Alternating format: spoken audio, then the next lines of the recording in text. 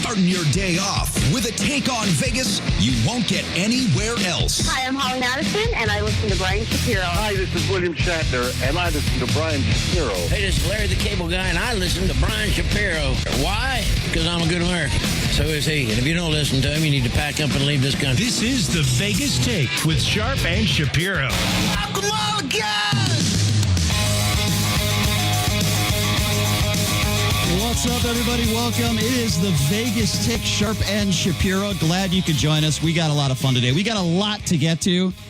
And usually, you know, it's one of those shows where we're talking about the news of the day. Well, we're going to have a little fun today, kind of like what we did yesterday. A different type of character in the studio today. He's been one of my favorite musicians for the last 15, 20 years, right? It just so happens that the band Puddle of Mud is performing at Brooklyn Bowl tonight. This guy sold 5 million albums, his first album. I mean, it's just unbelievable how many albums this guy has sold, how successful his career has been. Joining us in studio, Wes Scantlin, lead singer, Puddle of Mud. Wes, I am so happy that you're here, my friend. How are you? I'm doing great. Thanks a lot for having me, man. I got so many questions to ask you in such a short period of time. Take your time. First question, how have you been doing lately, man? Fans want to know, how's your health? How's everything going? Great. I'm almost 2 years sober. And, that's awesome. You know, I'm just playing shows in the studio and, you know, getting this next record, you know, getting it done and getting it out. 2 years sober, by the way. Congratulations on that. Right? When you see a lot of these other musicians out there that are still struggling with the addictions that you had, and you obviously took care of it, thank God. But when you see some of these other guys out there, even some of the guys, you know, somebody like Chris Cornell, for example, was there a point in your life where you said to yourself, man, I could have been like, that could have ended up being me if I didn't take care of myself? Yeah, I wasn't really too big on offing myself. True, yeah, I've been down at the bottom so hard, bad, you know, it just, everything seems super grim and, you know, hopeless and, I don't know, just, I would imagine you feel so much better now, just health-wise, your mind's probably, you know, just everything, right? Yeah, everything feels great, That's man. awesome. You know, it's That's really wonderful. I'm not going to go back to how you got started. We all know, you know, Limp Bizkit, you know, and all that stuff. But with that being said, when you get out that first album years back and you sell that many records, almost overnight, you're a sensation and you're a celebrity. And how were you able to handle that right off the bat? Don't listen to, you know, to anything. Just try to run from all the, you know, the negative, I guess. I'm really good at, like, kind of not, you know, but like chiming into it. And but just, like being a local musician, a talented local musician, and then overnight, was it weird for you when you step foot, you go to the supermarket, the movie theater, and people start recognizing you? Was that weird funny. for you? It's funny, yeah. How did you deal with that? Just laugh and just, you know, embrace people and say thank you and, you know, thanks for listening to the music and, you know, cool. Take pictures and just, you know, be the bigger guy and just, you know. Is that annoying for you at times or?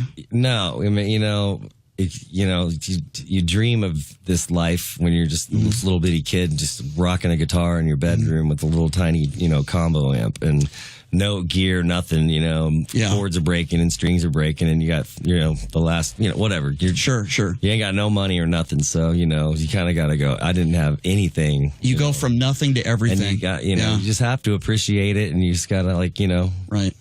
Chameleon into it, you know. When you're writing a song like Blurry or Control, which still gets played a ton of airplay, and you have so many great songs, do you ever think to yourself, wow, this could be it? This could be the song that propels me? Or do you ever have that mindset? And when you're in the studio recording Blurry, do you say to yourself, this could be the song? That was the vibe, you know, on a lot of different tracks too. You know, you only get, I guess, a few of them on each record or whatever, but yeah, we knew that one was really a magical song, and heck, it used to be a different song, and then it became Blurry from another song. So let's have some fun. I'm going to ask you some questions that maybe normal people wouldn't ask you, and if I'm going over the line here, stop me, okay? Back in the day, you dated, was it Rachel Hunter? Yeah. Okay, back in the day. And I heard this story, and this was a rumor, and you tell me if this is true or not. It actually makes you look good as an honest guy. I heard a story. You were at the Hard Rock once, and you were hanging out with Paris Hilton, and you were dating Rachel Hunter. And I heard Paris Hilton came on to you. A friend of hers told me that, and you walked out of the room. I heard that she took her clothes off in front of you, and you said, "No, I'm out of here." Is that true? Yeah, it was a couple of times she did that. Are you kidding me? No, but that makes you look good because you're an honest dude, right? But she still told Rach that that me and her humped. And Are you serious? We never did. Because her friend, I know somebody that knows Paris. See, but that proves she's lying. Because I know somebody that knows Paris that said, yeah, Paris wanted to get with you. Yeah. And I didn't do anything. Okay, there's a million guys that would have done something different there. Or a million guys that would say that they did something. Yeah. So how didn't happen. How does that situation even come about? I mean, you're hanging out with Paris.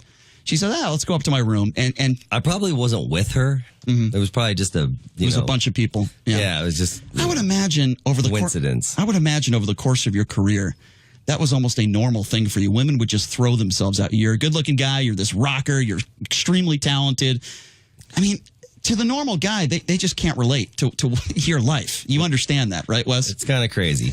Just unbelievable. Yeah, freaky deaky. Yeah. So now you're settled down a little bit, right? You have a girlfriend. You're settled down. But yeah. But so that's cool. So love life is good. Everything's good. Yeah. Personal stuff is good, right? Yeah. Do you ever look at, back in the day, going on stage and just doing some of the things you did back in the day, I'm not going to say out of control, because a lot of musicians did what you did. They have fun on stage. They do some crazy things. But do you ever look at some of those outcomes like, wow, I wouldn't do that now? Yeah. Yeah, you do. Is there I've done, yeah. Is there a situation that stands out to you, or? You know what? It's just not really. I mean, there's a lot of different crazy things that happen, and just kind of like, all of a sudden those things just happen like blam, it's just an accident, Sure. I talk to a lot of guys like you, you write your own stuff, your own material, and the music is fantastic, but it seems to me that a lot of these record labels, they just try to eke every dollar out of you. And I know, and correct me if I'm wrong, but you've had some new music for a while now, right? You were holding on to that new music for what, a couple of years? Yeah. I mean, that's got to be so, as an artist, that's got to be so frustrating. You want to get this music out to your fans, right? Mm-hmm. You want to get it out there, but you can't. I mean, explain that. It's just crazy. It just seems like somebody just keeps like dragging you along or something. It's just like, what the hell? So kind of got to just get those people away from you. And so do you have an update on that new stuff now? Yeah, I mean, it should be getting played. You guys will probably be playing the new tracks or whatever. Really soon. So that's great. What is your favorite part of being an artist, being a musician? Is it playing in front of the fans? Is it making new music? Like what do you, to this day? It's all of it. It's really just amazing to just, be able to be a songwriter and, and just be an artist and playing in front of, all your fans and stuff. It just makes you feel real good. How incredible your voice is. Back in the day, I know a lot of people used to compare you at times. I didn't, but some people to Kurt Cobain. Yeah. Just because of your incredible voice. Yeah. Did that ever bother you that they compared you to somebody like that, or did you kind of embrace that? I thought that was pretty cool. Because you've on stage at times, you've played some of his stuff, right? I have, yeah. That's cool. Yeah, it's pretty cool. And what kind of covers do you play these days on stage? We don't play, not too much. We're not too much. We're playing all over. AC/DC? We do a little AC/DC. We'll do some Neil Young or some Elton John, or we would play Zeppelin even, man. I don't know. What were some of your favorite guys that you looked up to growing up, and you said to yourself, "Man, this is what I want to do for a living"? All the Alice in Chains and the Pearl Jam and Soundgarden and, Prince and Michael Jackson. I mean, it's just, did you ever meet Lane Staley? I never did, but I got to meet his grandfather and his dad. Really? Yeah, at the tsunami benefit in Seattle. That was pretty cool. Yeah, I love Jerry Cantrell too. They're incredible. They've been doing it for a while. And so you're a big Chains guy then. So that was that was one of your influences. Big time. At what point in your career did you say to yourself, "Okay, that's it. I made it. This is it. I finally got what I wanted"? I don't know, driving down the road in your new car, and all of a sudden your song pops on the radio, and it's like, wow, Most people you've ever played in front of, Wes? That would be Times Square, New Year's Eve. You played? When was that? Yeah, that was that was probably like 2007, maybe. Oh my God! 8. I can't remember. So somebody like you, awesome. You've been doing this almost your whole life now. Yeah. Even when you get a gig like that, do you get any nerves at all? You're playing in front of like a zillion people, right?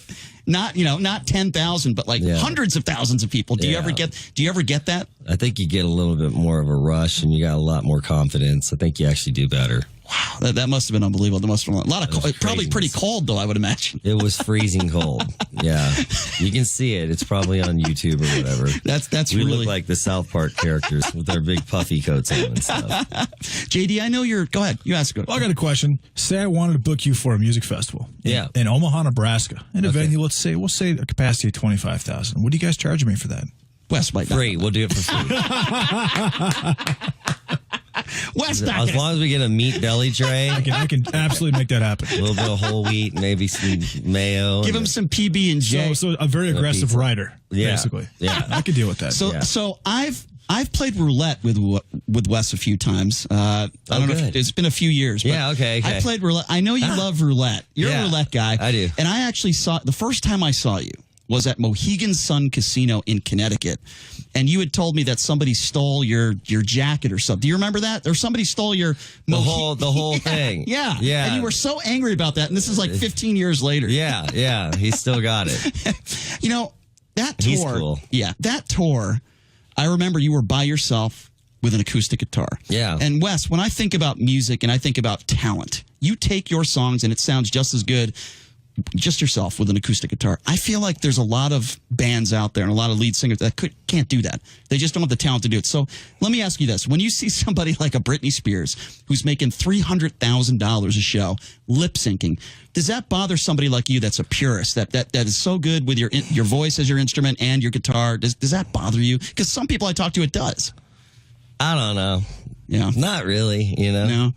Yeah, know. That's fair. Fair She's enough. making the money. She is. You know? That's true. That's true. She is making the money. But, there's a lot of people out there now where music has changed so much over the years since you got out there. I mean, it's so much about image now, right? Where I feel like in the 90s, it was about the music. And I hate to sound old. I'm only 38, but I do sound old saying that, right? Because my dad used to tell me that in the car when he would listen to Elvis Presley. Yeah. And I feel like that now. Do you feel like it's just music? What happened? I guess what happened to alternative rock? It just seems like it's such a different sound now than it was in the 90s. Don't know. Yeah, it's just a studio sound. I don't know.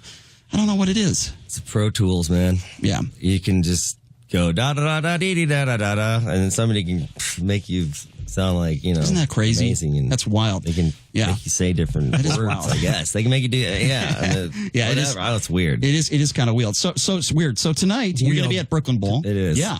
You're going to be at Brooklyn Bowl tonight. We were just talking about that. They got that cool bowling alley down there. Insane. Isn't it nuts, right? It's weird. It's a cool venue. It's totally amazing. Yeah, I love it. And you're out there with a great band, Trapped. I really like Trapped, Tantric, another good band. So you know those guys pretty well, I would imagine. Yeah, those are great guys. Yeah, Trapped, awesome. Yeah. There's a lot of bands like that, journeyman bands that they tour all year. Yeah. Do you feel like you need a little bit of a break? Like you couldn't do what some of these other bands are doing and just doing like freaking 320 shows a year? I love it. Really? I could do that, but I had to get back into the groove, because I was out for a minute. It took a little while to get my chops back up. Do you feel like you ever get burnt out? Not really. Not That's really. Incredible, because a lot of guys that I talk to, like you, sometimes they say, you know what, I just need to take a break. I need to feel that urge to want to make new music again. Yeah. But you're telling me you don't really have that. Like music is you got to have a little bit of space, but yeah. You got to pay the bills. So what is the typical thing that Wes Scantlin will do when he's away from the stage, away from making music? What do you enjoy doing? I know you like roulette. That I know. Relax. Yeah. Try to heal from whatever freaking injury you've sustained. Yeah. Like right now, I've got like a broken big toe. On stage? How the hell does that happen? I slipped in a bathtub, man. Ooh. Yeah, I've had a lot of weird things. He's had some injuries like that too in the shower. I've had a couple of very odd ones myself, but nothing broken. Nothing broken. I got a question for you. Okay. I listened to a couple. Your voice to me, it sounds a lot like Kurt Cobain. That's what I told him. To be honest, have you ever considered doing more Nirvana covers? Well, we can. We can do all kinds of covers. If you had to pick a Kurt Cobain song, what would it be? Aneurysm. Oh, that's a great tune. I love that tune. That's my fave. And I remember back in the day when he was doing Smells Like Teen Spirit, he got so angry that they forced him to play that song every show. But for you love playing your hits for the fans, right? I like to play them, yeah. Yeah. But I just dying to get to play like B-sides and stuff, for the diehard fans. Yeah, So, which is cool. I mean, we're doing some new B-side stuff. And I noticed that played for a while. Yeah, and I noticed your set now. You're playing a lot of tunes, like 16, 17 songs. That's a lot, right? Yeah. I'm trying to remember that song that you wrote about an ex. What is it called? I Can Still Feel You. Calling My Name. What's that tune called? Thinking About You? Yes. And you're starting to play that tune again, too, right? Yeah, man. That was one of my favorite tunes because when I broke up with my ex-fiance, I connected with that song. Yeah. And I still do to today. And you're and I love that tune, by the way. So you're taking some of those songs back in the day that I would imagine, like you said, you haven't played in a while. And you're starting to play those now. I think that's really cool. Yeah. Yeah, that's awesome. Go ahead, JD. You had a question? Yeah. How long is your set tonight? The set is I think 90 minutes. That's pretty good. That's an aggressive set. That's pretty good these days. You don't see bands usually on more than an hour, so that's actually pretty good. Will you be playing roulette tonight? That is the real question. You know what? I will. Really? Yes, of course. So, what are your favorite numbers to play? What is your strategy? When you play right in the middle, like 26, and then just around those ones right there. I remember I was playing. I don't think you'll mind me telling this story. You were playing a gig at the Hard Rock. Yeah. It was the first time I had interviewed you, and I introduced myself, and we were gambling a little bit. And I think you won $800 in like 10 minutes and just left. And I'm like, this guy's unbelievable. That's the key. And this was like 45 minutes before you hit the stage. Yeah. And you're just playing roulette there. And these fans, this is funny. These fans are in line waiting to get into your show. All these Puddle of Mud fans. And then they're looking over like, wait, is that Wes? Yeah. Is that him at the roulette table? And they're all coming over. And I could see you want to say hello, but you're also in the mindset of I want to win money and I'm playing roulette. But it was an interesting situation. Why do you play any of the other games, or is roulette kind of like a little blackjack? Kind of craps are pretty cool to play. I love craps. Kind of like that. I like craps because it's more like everyone's rooting for each other. They're high-fiving each other. It's a cool it's like vibe, a team right? type right? kind of vibe. It's a cool vibe. So I've been at a couple of your shows where you've thrown some fans out for just being jerks. Oh, I remember I was at one show at the Hard Rock. Okay. And you have the best voice in the world. I don't know why they would even say this, but I remember a woman said to her husband, I think he's lip syncing, which obviously you weren't. And you were just livid, rightfully so. And he just said, you're out of here. You're out of here. Okay. Yeah. I mean, I don't remember. I was there, Wes. I remember it. But once in a while, do you get idiots like that go to your I mean, most of your fans are great. No, they're all fine. It's just bad circumstance. So right. Whoever that was, I'm sorry. Okay. No, don't apologize. They were morons. I was at the show. So you've been with these three guys, right? Your guitar player, bass, and they're really good dudes. And Dave, they're awesome. Dave, who's your drummer, who's also extremely talented. Yeah. These guys seem really cool, and you seem really happy with these guys. And it seems to me that you found some guys that support you 100%. Is that fair to say? They're amazing. Yeah. How important is that to be on stage with guys that actually like you, right? It's good. Because you had some issues back in the day with your original band guys, right? I mean, everybody kind of has their own little differences and stuff, so it is really rare. It's so strange. It's, it's like a marriage. Yeah, no, it's understandable. It is really rare, though, to see guys that have, the same guys that have been together for 20 or 30 years. They, like you said, they go their separate ways. So what are those guys doing now? Do you even follow their career? I've been on the phone all day with Jimmy Allen. Oh, have you really? Yeah, he's like, what's he up to these days? He's writing songs. I'm going to go do some jam with him. And oh, that's cool. Probably try to get some songs on the new record with him. That's awesome. That's really, I bet a lot of your fans would appreciate that. That's for sure. Yeah, so he's cool. He's a great guy. So again, Puddle of Mud, Brooklyn Bolt tonight. From what I understand, they're with Trapped and Tantric, and from what I understand, you guys are going to be on stage somewhere close to 10 o'clock, somewhere around that range. So if you want to get tickets, go down there and check it out. I know me and JD are going to be checking this out tonight. No question. And I've known you for a few years, and I'm going to say this, man, you are a good dude. You really are. You are a really good dude. And, I think the reason why people can relate to you so much is because you go through everyday issues just like we all go through. You're a human being just like we are. We're all not perfect, but you've never hurt anybody else but yourself. Yeah. And when I think of people that hurt other people, that's what I have a problem with. Yeah. You've done some things, going on the highway, going 110 miles an hour. We all do dumb things, right? Yeah. Those things tend to happen. I will say this though. One thing, not to bring this up, but it is kind of funny. The luggage thing was funny. I know. What's up with that? I'm on YouTube. I'm on YouTube seeing that. Why did they arrest you for that? It's ridiculous. What was your thought process there, Wes? That was just a dare. Yeah. Okay. That makes sense. It was a dare. Sense. It's like, here, just get out there, man. We'll get some cool footage, and then we'll, If you're not Wes, they do not arrest you. And you came back twice. He kept coming back. Did I? You kept coming back. Yeah. I thought I left. No, you left and you came back. Okay. Well, I will say this: if you're not Wes, they do not arrest you. I'm sure a lot of people. No, they wouldn't arrest anybody else. But the important thing is that, and you're doing great right now. Yeah. You're making music. You're doing what you love. You got great band members with you. It seems like you're doing really good, man, and I'm happy for you. Thank you. And I appreciate you so much for coming in studio and doing this because you're on stage in a few hours. So I know this isn't easy for you to do. That's all right. I appreciate you coming in studio, Wes. We will see you tonight, my man. Thank you so much, and I cannot wait until I can play some of your new stuff, man, because it's awesome. Thank you, man. All right, Wes Scantlin from Puddle and Mug. Thanks so much for coming in, Wes. We're going to take a quick break, and when we come back, we will be joined by my co-host, JD, is here. Yes, that's right. Wes Scantlin, thank you so much. We'll be back right after this. You're listening to The Vegas Take on the all-new 101.5 FM, 720 AM, KDWN.